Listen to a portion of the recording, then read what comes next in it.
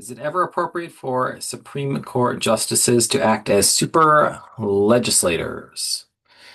To function as intended, the judiciary requires independence from political pressures. The Constitution promotes this through lifetime tenure for justices. Federal judges serve during good behavior, effectively meaning for life unless impeached or removed. Salary protection. Congress cannot reduce a judge's salary during their tenure. This independence is meant to allow judges to make impartial decisions based on the law, free from fear of reprisal by elected officials or the public. However, the appointment process is inherently political, particularly the Supreme Court. Presidents nominate federal judges, and the Senate confirms them. Especially for the Supreme Court, nominations often trigger intense political battles, ever since the Bork nomination, focusing on a nominee's perceived judicial philosophy and potential rulings on controversial issues now and into the future. This leads to the debate over the court's proper role and the concepts of judicial restraint and judicial activism. Judicial restraint is a philosophy that judges in the belief that they should defer to the elected branches whenever possible, upholding laws unless they clearly violate the Constitution. Advocates believe policy decisions should primarily be made by democratically accountable lawmakers, and the judges should be there to call balls and strikes.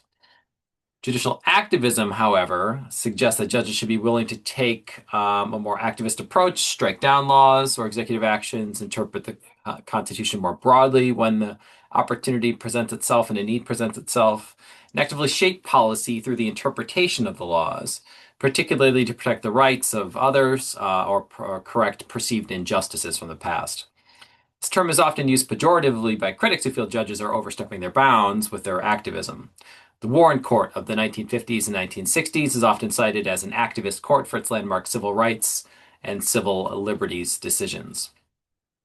When critics label justices super legislators, they are essentially accusing them of judicial activism, making law from the bench based on personal preferences rather than interpreting existing law made by democratically elected representatives. This charge arises when the court issues broad rulings that reshape the policy landscape, such as decisions on abortion, affirmative action, or campaign finance. Supporters argue the court is simply fulfilling its duty to interpret the Constitution and protect fundamental rights in a changing time, even against popular opinion sometimes. Ultimately, the court's power depends on its legitimacy, the public's and the other branches' acceptance of its authority, dating all the way back to Jackson.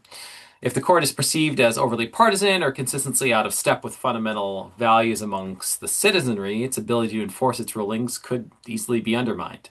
This explains why justices often emphasize adherence to precedent, stare decisis, and sometimes try to craft narrow decisions to avoid unnecessary controversy.